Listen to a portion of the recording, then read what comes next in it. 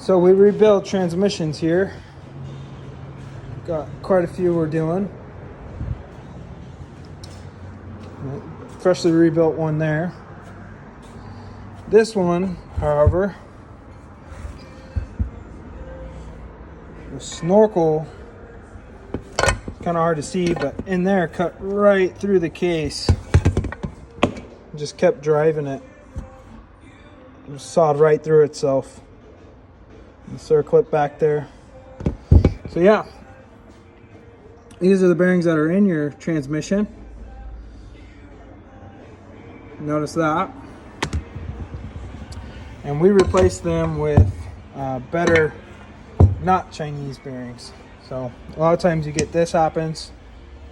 Bearing comes apart inside there, takes out gears, takes out a bunch of crap. Because these are all over.